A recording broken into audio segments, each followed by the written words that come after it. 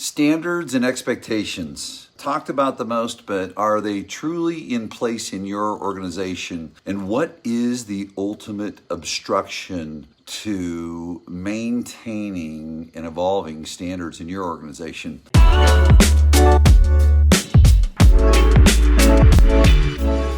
It's John Cheplack coming to you this morning before I fire up my coaching calls, and it's a discussion. If I were to take a look at my years of coaching and thousands of coaching calls, thousands literally already this year, I think about 3,000 calls, something like that. Yeah, I'm right at about 3,000. One of the conversations that comes up a ton is standards. And I want to go to being on the receiving end of standards as an agent, or even as a leader. If someone's holding you to a standard, an organization's holding you to a standard, an expectation. It's interesting. People think that, a standard or an expectation is something that people cook up every single night.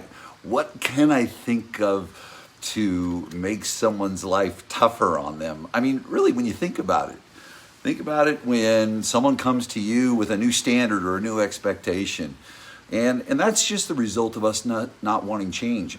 Here's what I want you to know. If you're in an organization and they have expectations, they have standards. Let me tell you this. The number one responsibility of a leader is to create opportunities or facilitate a condition for you to be in the best opportunities possible, to partner with you so that you can get in front of more people. It's the bottom line. It's an eyeballs game. We're all in an eyeballs game. Whether it's in the branding that a brokerage does, whether it's in the marketing the brokerage does, whether it's in leads that a team does. Number one is to create opportunities or facilitate the ability for you to go out and create opportunities. Both are a little bit different, but certainly there's similarities. And what a leader's responsibility is to be out in front. I get to be in large rooms and small rooms with high performers. And there's a lot of conversation going on, keeping a pulse on the behavior of the consumer, keeping a pulse on the expectations of the consumer. And quite frankly, standards aren't something that a leader just pulls out of the sky. It's based on a great leader keeping a pulse on the behavior of the consumer. That pulse lets the leader know the expectations of today's internet-empowered consumer. Let me say it again. The expectations of today's internet-empowered consumer. So in turn, a leader stays up at night. What keeps a leader up at night is, how can I create opportunities for the people that I lead? And number two, bringing forward to them the tools, the training, the technology, the cadence, all of those things so that an agent has the best opportunity to convert those things. So if you look at standards and expectations, it has to do with the opportunities that are being created and making sure that you use the most productive system and process and cadence to convert those opportunities. So because what good are opportunities if you're not converting them? So let me flip back to a leadership standpoint, because I talk to both leaders and agents. From a leadership standpoint, here's your challenge, is that you talk about standards, but are you really holding to the standards? I mean, I'll be brutal, and it was said to me, if you're not holding to standards, you're kind of a liar. Here's our standard, but we're really not doing it. And again, keep the term liar in context here.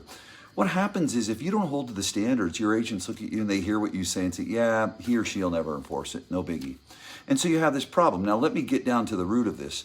The number one reason that leaders don't hold to standards. I mean, I can guarantee you can always ask a leader, what are your standards? What are your standards? And they'll tell you what they are. But then if you get underneath it and say, are you holding to the standards? Here's the number one problem. It's called recruiting. I don't care. Till the day I fall off this planet, I will tell you, recruiting, human being solves all problems, okay? See, the reason that leaders are a hostage to the agents when they are rolling out standards and expectations that would actually increase their income and improve their personal life, or allow them the ability to do things in their life that they're not currently able to do, is that leader is not continuing to recruit and bring people in. So number one, you have a situation where you don't have enough people to handle the business that's coming in. So you're a hostage, okay? You're afraid that if a top producer leaves you or gets upset based on a standard that you're sharing with them that will increase their productivity, improve their life, you're afraid they'll leave you. Well, you're only afraid because you're not continuing recruiting. See, here's what I want you to know as a leader. And I talk to both. I'm talking to agents, I'm talking to leaders in this. I'll toggle back and forth. You're kind of like a listing agent that has one listing. One, you don't prospect, okay? And you don't nurture. And you have nothing coming down the pike. And so you need to have a conversation with that seller, but you don't. You're weak. You're weak as a listing agent because you're afraid you'll lose that listing and you'll have no listings out there. I'm telling you, it's true. I hear it all the time. And so if you look at the parallels of an agent that's not continually prospecting, they don't have strong conversations with buyers or sellers. They're milk toast. They get walked on. Well, it's the same with leaders. Leaders that are not continually prospecting, nurturing, marketing to bring in great agents, well, they're a hostage to their agents.